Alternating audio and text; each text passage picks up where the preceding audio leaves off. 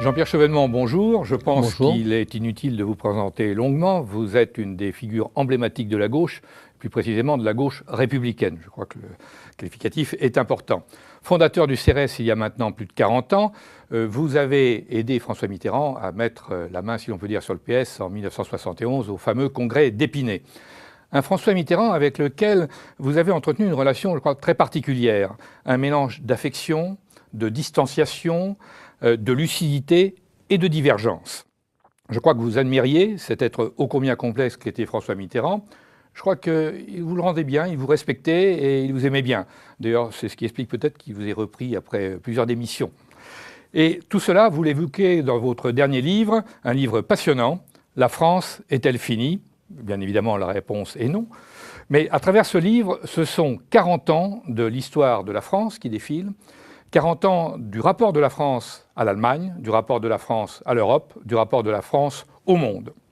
Alors il y a au début de l'ouvrage une phrase qui, je pense, résume la divergence de fond entre François Mitterrand et vous. Divergence ô combien toujours d'actualité. Cette phrase remonte à 1979, lorsque François Mitterrand vous dit, et je cite, « Entre nous, il n'y a qu'une seule différence. Je ne pense pas qu'aujourd'hui, à notre époque, la France puisse faire autre chose, hélas, que passer à travers les gouttes. » Alors, que voulait-il dire par cela ? Ça se passait juste avant le congrès de Metz, où il allait avoir besoin de l'appui du CRS, dont j'étais le principal animateur.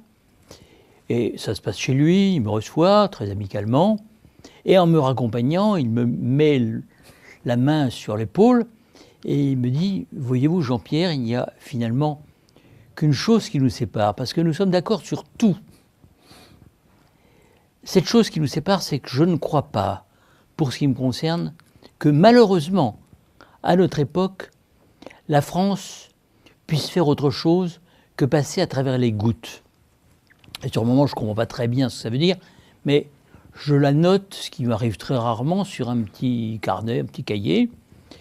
Et voilà ce que m'a dit aujourd'hui François Mitterrand. Ça veut dire quoi ? Pour moi, évidemment, la France devait faire autre chose que passer à travers les gouttes, car ce que nous étions en train de faire, construire une alternative de gauche au pouvoir de Giscard d'Estaing, c'était redonner à la France une perspective, un espace, et je ne comprenais pas ce qu'il voulait me dire. C'est peut-être une allusion à 1940, non ? La défaite de la France en 40 ? Je pense que François Mitterrand a été sûrement marqué par la Première Guerre mondiale. Il est né en 1916, par l'entre-deux-guerres et par l'effondrement de juin 1940. Donc cette histoire, naturellement, elle lui pèse. Et elle fait partie de ce grand doute que la France éprouve sur elle-même, que le général de Gaulle avait cherché à effacer, mais qui a repris le dessus à partir des années 1970. C'est un pays qui, au fond, doute de lui-même et dont le dernier projet va être celui que lui donne François Mitterrand. C'est le projet européen, au sens où c'est un projet qui est un pari sur l'au-delà des nations. Pari pascalien, vous dites. Pari pascalien, puisque, comme Pascal dit aux non-croyants, Dieu est, ou bien n'est pas, mais de toute façon vous êtes embarqués, vous devez parier. Et si vous pariez sur Dieu, vous gagnez tout, une infinité de vies infiniment heureuses, et vous ne perdez finalement rien du tout. De la même manière, François Mitterrand dit, écoutez, par rapport aux nations telles que les deux guerres mondiales du XXe siècle ont étalé leur misère, eh bien, le choix de l'Europe et le pari de l'Europe, ce pari sur l'au-delà des nations, vous assurera une Europe qui vous protège, qui vous garantira la prospérité, le plein emploi. C'est donc la paix, bien sûr, la paix. On commence par la paix, ce qui est totalement inexact, puisque la paix vient de l'équilibre entre les deux superpuissances et nullement de l'Europe, après 1945. Donc, c'est cette perspective quasi eschatologique que François Mitterrand fait, et il la soumet au peuple français, c'est le référendum sur le traité de Maastricht. Alors là, vous avez des mots très durs, même sur Jacques Delors et la négociation du traité de Maastricht. Vous estimez que, notamment sur l'idée de monnaie commune qui deviendra la monnaie unique, on a tout lâché à l'Allemagne. C'est-à-dire que Jacques Delors, qui avait pris la tête du groupe des gouverneurs, il l'avait suggéré lui-même, a laissé au gouverneur de la Banque centrale allemande, Karl Otto Pöhl, le soin de tenir la plume. Ce qui fait qu'on a récolté un projet de monnaie unique qui correspondait à ce que voulaient les Allemands, un Mark bis, avec une banque centrale indépendante, un seul objectif, la lutte contre l'inflation, aucune préoccupation de la croissance, du plein emploi.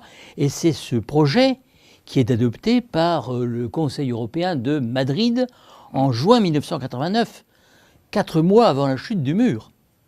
Et après la chute du mur, François Mitterrand va imposer ce que les Allemands avaient toujours refusé, c'est-à-dire un calendrier à la monnaie unique.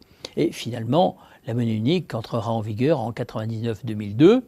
Mais ça, c'est ce que Mitterrand impose à Kohl en contrepartie de l'acquiescement à la réunification allemande. Et François Mitterrand ne pouvait sans doute pas s'y opposer. Il ne pouvait pas faire autrement, mais pour apporter son appui à Kohl, il a voulu que la monnaie unique soit en quelque sorte consignée dans un traité avec un calendrier prévu. Et finalement, c'est ce qui a conduit à cette monnaie unique qui se fait, je dirais, au mépris des réalités nationales, puisque dans la zone euro, il y a 17 pays aujourd'hui, chaque pays ayant sa structure économique, industrielle ou pas industrielle, chaque pays ayant sa culture, ses repères, sa façon d'être, ses politiques. Et au lieu que l'euro rapproche les pays, on va voir au contraire se creuser les divergences. Et il faut le dire aussi, en partie du fait de l'Allemagne, puisque l'Allemagne, à partir de 2000, mène une politique de déflation salariale, tandis que d'autres laissent partir leurs coûts. Oui. La France dans la moyenne des autres, mais certains pays, comme la Grèce, beaucoup plus. Donc, à la fin, on se retrouve avec des écarts de taux qui empêchent la monnaie unique d'apparaître comme une perspective stable, crédible. Mais on reviendra peut-être sur l'euro tout à l'heure, et notamment sur ce qu'on peut faire de l'euro aujourd'hui. Mais à un moment donné, vous expliquez que l'Europe nous a peut-être appris à penser le marché, mais en même temps, elle a paradoxalement suscité un provincialisme européen sur le mode suisse. Et en ce qui concerne la France, vous expliquez que la France, de par son empire colonial, avait l'habitude de penser mondial et national. Et que le fait de la pousser à se dissoudre dans l'ensemble européen a fait qu'elle n'a plus pensé nationale, ni même mondiale. Oui, je pense que quand François Mitterrand a dit « La France est notre patrie, l'Europe est notre avenir », il dit quelque chose qui pouvait se lire à l'envers. La France est notre passé, l'Europe sera notre patrie. D'ailleurs, j'ai entendu un enregistrement récemment où François Mitterrand dit que nous aurons deux patries, la nôtre et puis l'Europe. Mais je pense que d'une certaine manière, l'Europe est devenue le véritable horizon. On a oublié de penser à l'intérêt national. Je connais la plupart des dirigeants politiques que je connais ne se déterminent plus à l'aune de l'intérêt national. Ce qui n'est pas forcément le cas dans les autres pays. Ce qui n'est pas forcément le cas dans notamment les autres pays. Allemagne. Mais en France, j'ai vu des décisions se prendre en anticipation de ce qu'allait être telle ou telle directive de la Commission. Et indépendamment de l'intérêt national qui n'apparaît plus. On pourrait prendre par exemple la directive de 2007 sur le rapprochement des bourses, la concurrence des bourses qui fait que Euronext va mettre ses serveurs à Londres, après d'ailleurs avoir fusionné avec le Stock Exchange de New York. De toute façon, dans quelques années, il n'y aura plus de marché réglementé, puisque ce sont les dark pools, c'est-à-dire les marchés non réglementés qui vont dominer. C'est bien possible. Oui. C'est bien possible. Enfin, je constate simplement que nous avons désappris à penser national, alors que d'autres ne l'auront pas fait. Et l'Allemagne, par exemple, a aujourd'hui un projet national. Elle s'est non seulement réunifiée, mais elle a reconstitué son hinterland en Europe centrale. Et elle a un projet vers l'Est, en Russie, en Ukraine. Un projet mondial. Et même, je dirais, sur les marchés chinois, indiens, brésiliens. C'est un projet qui est celui des industriels allemands. C'est un projet qui, à mon avis, n'est pas complet, ou plus exactement comporte des lacunes, parce que l'Allemagne est un pays vieillissant, mais il cherche, je dirais, dans la technologie, le moyen de compenser les effets du vieillissement. C'est un projet qui n'inclut pas la dimension de défense, ni une vraie dimension de politique étrangère. Ils sont entre les États-Unis et la Russie, mais selon ce que deviendront les rapports entre la Russie et les États-Unis, ils peuvent se trouver en porte-à-faux. Et puis surtout, les pays émergents les concurrenceront sur les niches où ils se situent aujourd'hui. Donc le projet allemand n'est pas un projet, je dirais, complet. Et si pour la eux France, et pour nous. Alors si la France se met à la remorque de ce projet, nous nous confondons dans une sorte de magma sans véritable tête. Et nous allons vers une Europe qui sera marginalisée dans le monde de demain entre la Chine, puissance montante, et l'hyperpuissance d'hier, les États-Unis, grande puissance, qui déclinera encore longtemps, mais nous sommes pris en étau. Qui mettra longtemps à décliner. Oui, qui mettra longtemps à décliner, complètement, mais qui décline déjà, on le voit, avec l'enlisement américain au Moyen-Orient. Donc, je pense que cette situation, nous la vivons déjà. L'Europe est entre les tenailles du G2, et la question qui se pose, c'est comment est-ce que l'Europe peut redevenir un pôle dans le monde multipolaire de demain? Alors, comment? Ça dépend évidemment de l'Allemagne, ça dépend des évolutions de l'euro. Alors, un mot sur l'euro, parce que ce qui m'a frappé, c'est vous avez voté non à Maastricht, bien sûr, vous étiez opposé à la monnaie unique, vous l'êtes toujours sur le principe, mais vous constatez qu'elle existe. Voilà. Oui, j'étais opposé parce que l'abandon de notre souveraineté monétaire, sans qu'il y ait aucune contrepartie du point de vue de la responsabilité, c'est une hérésie. Et bon, on voit bien que cette zone euro est une zone très hétérogène. Est-ce qu'elle peut durer? Je ne le crois pas. Car, telles que les règles en ont été définies. À ce moment-là, il faut changer les règles. Ou alors, où elle éclate, ou il faut changer. Alors voilà le dilemme. Il est soit on change les règles, on donne à la Banque centrale, par exemple, la possibilité de racheter les titres de dette publique des États menacés par la spéculation. Ce qu'elle a fait un peu, mais pas beaucoup par rapport au Federal Reserve Board américain, qui fait tourner la planche à billets jusqu'à 600 milliards, une deuxième fois. Même beaucoup plus. Hein, oui. Et même beaucoup plus. Donc on voit que les 60 milliards rachetés par la Banque Centrale Européenne en 2010, c'est quand même pas grand-chose. Et on pourrait imaginer aussi le doublement du fonds de garantie financière, de stabilisation financière, mais les Allemands y sont très réticents. Et de toute façon, ce qu'il faudrait, c'est, à mon avis, donner à la zone euro une perspective de croissance qu'aujourd'hui elle n'a pas. L'Allemagne impose des plans de rigueur, au nom de la stabilité, nous conduit vers une nouvelle récession, alors qu'il y aurait place, selon moi, pour une initiative européenne de croissance coordonnée avec la politique américaine. Est-ce que l'on pourrait, il y a des idées d'émettre des eurobonds par un organisme ou la Banque européenne d'investissement, voire la BCE, qui pourrait financer à ce moment-là, ces eurobonds, les dépenses d'infrastructure. Car le problème de l'Europe, c'est qu'effectivement, on a un problème de dette qu'il faut résoudre. On ne peut pas continuer à faire de l'endettement comme on le fait, et en même temps, on n'investit pas pour le futur.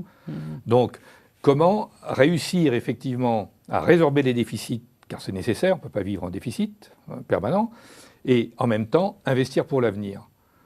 Alors, les eurobonds, dans une première définition, ont pour but de se substituer aux titres de dette émis par des États périphériques, ou non périphériques d'ailleurs. Hein. Les Allemands n'en veulent pas. L'idée des eurobonds finançant des infrastructures ou des projets de recherche, c'est une idée à laquelle ils sont réticents, mais je ne pense pas qu'ils aient définitivement dit non. On peut imaginer des eurobonds qui permettraient de financer des politiques de recherche et d'innovation ou des politiques d'infrastructure à l'échelle européenne. Mais pour le moment, je dirais, nous nous heurtons aux orientations de la politique de Mme Merkel, qui ne veut pas de cela. Et ce que nous voyons, c'est une France qui se met quand même à la remorque des positions allemandes et qui, compte tenu du fait que l'euro est une monnaie encore très surévaluée, nous donne comme perspective d'être une sorte de parc d'attraction à l'ouest de l'Europe, un pays essentiellement agricole et touristique. Ça, c'était le vieux projet de Hitler, ça. Je ne sais pas s'il avait formulé ça de manière explicite, mais dans les faits, la zone de repos du guerrier allemand. C'était un peu la manière dont les choses se passaient. Alors, je ne dirais pas que c'est la même chose aujourd'hui. Évidemment, nous sommes dans un contexte tout à fait différent. Il ne faut pas prêter aux Allemands des intentions qu'ils n'ont certainement pas. La politique allemande est dominée par ses industriels. Elle a une vision de compétitivité à l'échelle mondiale, mais en même temps, elle est engluée en Europe, où elle réalise 60% de ses excédents dans la zone euro. Mais vous connaissez bien l'Allemagne, très bien. Vous en parlez d'ailleurs longuement. Que veulent les Allemands réellement aujourd'hui? Je crois qu'ils sont très divisés.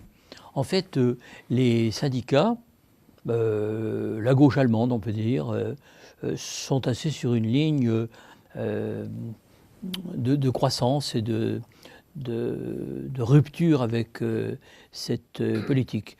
C'est nouveau parce que le SPD a souvent surenchéri dans la culture de stabilité. C'est Gerhard Schröder qui a fait les plans. Gerhard Schröder, Steinmeier, ministre des Finances, son nom m'échappe, Peter... Schäuble. Schäuble, c'est l'actuel ministre des Finances. Mais ils sont tous sur une ligne culture de la stabilité. Mais je crois que le SPD actuel, de Sigmar Gabriel, est sur une position différente. Je ne parle pas de Die Linke, et même une partie des Verts, au sein de la CDU. La CDU est complexe, elle n'est pas monolithique. Je pense que la contradiction allemande, elle est entre le projet mondial de ces industriels et d'autre part l'enracinement européen qu'ont voulu des chanceliers aussi différents que Adenauer, Schmitt, Kohl. Alors je dirais la rupture, elle est avec Schröder et Merkel, qui sont des chanceliers nés après la guerre. Merkel est née à Hambourg, mais enfin, elle a passé son enfance en Allemagne de l'Est. Donc ils sont beaucoup moins rénants, si je puis dire. Et ils n'ont pas cette idée d'une entité politique. Et n'oubliez jamais que l'Europe, elle a été conçue par Jean Monnet comme un marché, et jamais comme une entité réellement politique, avec une haute autorité ou une commission qui va créer les conditions d'un grand marché. Mais c'est un projet fondamentalement économiciste. Et nous assistons aujourd'hui à la crise de l'économicisme, qu'il s'agisse de la monnaie unique, qui reposait aussi sur un schéma purement économiciste, ou alors la crise, je dirais, d'un modèle européen où les pays suivent des cours très différents, où les différences se creusent à l'intérieur de l'Europe entre les pays qui sont des ateliers industriels, notamment l'Allemagne, et les pays du Sud, qui éprouvent de plus en plus de difficultés à tenir le choc. Pour l'euro, vous dites que l'euro existe, on continue. Mais si jamais l'euro éclate, à ce moment-là, on ne peut pas accepter de rester dans un face-à-face avec l'Allemagne.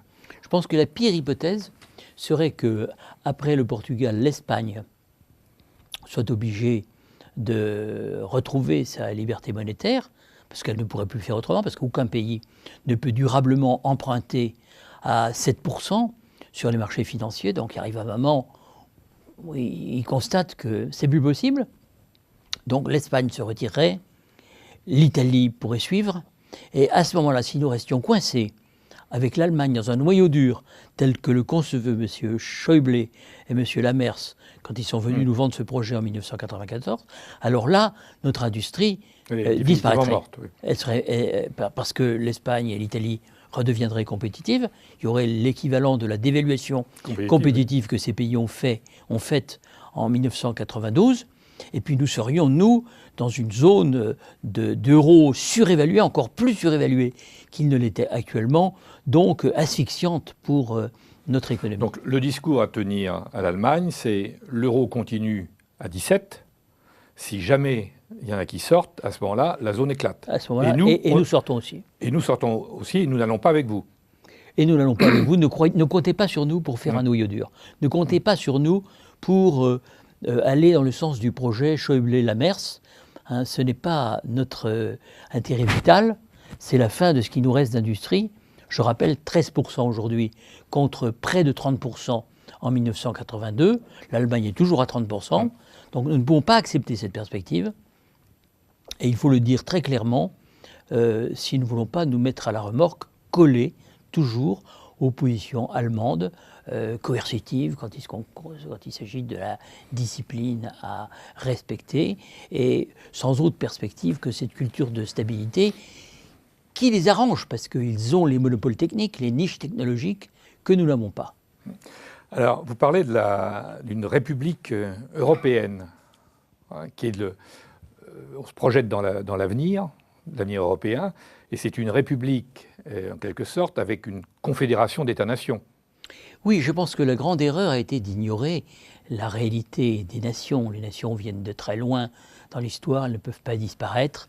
Elles ont toujours leur existence, leur politique, sauf peut-être la France. Hein, mais d'autres pays restent des réalités nationales puissantes, pas seulement l'Allemagne. Hein, l'Espagne a effectué son rattrapage, en grande partie, même si elle traverse une crise. L'Italie l'avait fait avant elle. Donc il faut partir de ce qu'est l'Europe. Une trentaine de nations. Il y a quelques grands pays. L'Allemagne, la France, l'Italie, l'Espagne. Le pouvoir n'est pas à la Commission, il est au Conseil européen. Oui. Alors à mon avis, on évolue vers cette situation où on voit bien que la Commission ne peut plus être ce que Jean Monnet voulait, c'est-à-dire le lieu où se définissait l'intérêt général européen. C'est une vision totalement républicaine. Hein, c'est absurde même comme idée. Mais ça, c'est plus possible. Donc on voit que le Conseil européen est le lieu de la décision. Et je pense que si nous voulons raisonner par emboîtement de projets nationaux pour faire un projet européen à géométrie variable, il faut aussi penser nos rapports avec la Russie, parce que je pense que ça peut être un grand projet européen, et penser nos rapports avec l'euro-méditerranée, parce que ce qui se passe là-bas nous montre clairement que si ça devait craquer, si on avait un régime islamiste quelque part sur le sud de la Méditerranée, ce serait très déstabilisateur pour toute l'Europe. Je dis bien toute l'Europe. Donc il faut aussi réévaluer cette dimension. Et par conséquent, concevoir un projet européen New Look pour le XXIe siècle, avec les nations, pas contre elles, à géométrie variable, mais avec cette idée que je crois juste, c'est que les pays européens auront des intérêts nationaux qui tendront à se rapprocher et même à se superposer de plus en plus étroitement dans les décennies à venir. Donc, entre le pôle asiatique dominé par la Chine et le pôle américain, construisons un pôle européen, mais en voyant large, vers l'Est et vers le Sud. Et avec pragmatisme. Et avec pragmatisme, la géométrie variable, c'est très pragmatique. Et puis, laissons... et sur les traités, notamment, vous avez un passage où vous expliquez que les traités, vaut mieux pas faire des grandes messes, mais on s'arrange avec les traités. Mais François Mitterrand disait, les institutions, pour l'avenir, ils pourvoiront. Et il y avait une certaine intuition, parce que, par exemple, les traités prohibent formellement la solidarité financière entre États. Or, qu'est-ce que nous avons fait avec le Fonds de stabilisation financière ? Exactement. Nous avons créé un mécanisme de solidarité, sans effacer complètement le principe de la responsabilité des États. Et moi, je suis d'accord, d'ailleurs. La position allemande n'est pas totalement illégitime. Mais il faut pondérer solidarité et responsabilité. Autre point, la Banque centrale ne devait faire aucune avance à aucun État. C'est formellement interdit. Voilà. Elle a commencé à en faire. Il faudrait essayer de faire en sorte qu'à M. Trichet ne succède pas M. Axel Weber. Oui. Hein, parce que M. Axel Weber n'est pas du tout sur cette ligne-là. Mais j'observe que les traités bougent. On a voulu, à travers le traité de Lisbonne, créer, par exemple, un président stable. Et on a mis en place, un président stable, M. Van Rompuy, je le respecte. Mais il fait ce qu'il peut faire, c'est-à-dire être un facilitateur. Mais un facilitateur entre M. Sarkozy, Mme Merkel, M. Berlusconi... Quand il y a la crise de l'euro, Obama appelle Sarkozy et Merkel. Exactement. Et pas Van Rompuy. Exactement. Donc on va, qu'on le veuille ou non, vers cette Europe des nations. Donc je n'ai pas besoin, je dirais, de m'égosiller perpétuellement. Finalement, la réalité prend sa revanche. Elle réapparaît. Hein, et ceux qui ont voulu l'ignorer et bâtir une Europe fédérale sans consistance, sans aucune probabilité qu'elle advienne jamais. Ceux qui font, comme je l'écris, ceux qui veulent faire voler les coccygrus, ces animaux à 1000 pattes qui sont très haut dans le ciel et que personne n'a jamais vu de près, eh bien, tout cela, ils vont se casser la figure. Alors, pour organiser la résilience de l'Europe et tendre vers une Europe des nations qui progressivement s'intègre, mais à horizon d'une ou deux générations, il faut que la France, effectivement, résolve son problème de dépression nerveuse, de manque de confiance en elle, et deux, est un vrai programme de rebond. Exactement. C'est le problème de la France, elle n'a plus de projet. Et son dernier projet, c'était le projet européen tel qu'il a été conçu par François Mitterrand. Je ne conteste pas le bien fondé de créer un pôle européen. De Gaulle parlait d'Europe européenne. Ça, je crois que c'est juste. Mais les modalités qui ont été choisies, notamment la monnaie unique, ou alors la PESC, tout ça, ça ne marche pas du tout. Donc il faut repenser ça. Et on le repense. Regardez ce que nous faisons en matière de défense avec la Grande-Bretagne. Oui, parce que l'Allemagne ne veut pas de politique européenne de défense. Et comme les budgets de défense des autres pays européens sont inférieurs à 1%, on ne peut rien faire. Donc on a réintégré l'OTAN sous prétexte de favoriser une politique européenne de défense, mais ça ne marche pas. Donc il faut revenir aux réalités, car on ne peut pas faire de politique en dehors des réalités. Et il faut que la France elle-même reprenne conscience d'elle-même, sache où elle est, ce qu'elle veut, trouve un nouveau mode d'emploi des institutions européennes. Les institutions européennes sont faites pour que nous fassions passer à travers elles notre idée, qui n'est pas seulement une idée française, qui est une idée européenne au bon sens du terme, une idée non pas d'Europe vassale, mais d'Europe européenne, d'Europe autonome entre les autres grands pôles qui feront le monde de demain. Et vous avez un triptyque, vous expliquez dans le livre, c'est éducation, recherche et politique industrielle. Alors, je remarque d'ailleurs que c'est les trois thèmes du discours sur l'état de l'Union d'Obama. Voilà, c'est exactement ça. Éducation, former les jeunes générations, investir massivement dans la recherche et l'innovation et redévelopper une politique industrielle. Voilà. C'est le fond de l'affaire. La base industrielle de la France se rétrécit, oui. Et on ne peut pas maintenir un modèle social, quel qu'il soit, sur une base industrielle qui tend à disparaître. Donc il faut réindustrialiser notre pays. Il faut le faire à travers les nouvelles technologies, à travers la recherche, à travers ses applications. Il faut changer l'état d'esprit qui existe entre recherche publique et recherche privée. Il faut rapprocher la recherche et l'industrie. Il faut dynamiser notre tissu industriel en mobilisant nos grands groupes, qui sont un des rares atouts de la France. C'est un sujet que Xerfi connaît bien. J'ai apprécié d'ailleurs le numéro que vous y avez consacré, bien que je considère que la logique de beaucoup de ces grands groupes soit la création de la valeur pour l'actionnaire, très éloignée du souci de l'intérêt national, qui est quand même la domiciliation, au moins sur le territoire national, des sièges sociaux, de la recherche et d'une partie non négligeable de l'appareil productif. Et un peu d'impôts. Et un peu d'impôts. Donc tout ça, ça doit se discuter. Mais je dirais qu'il y a une synergie positive.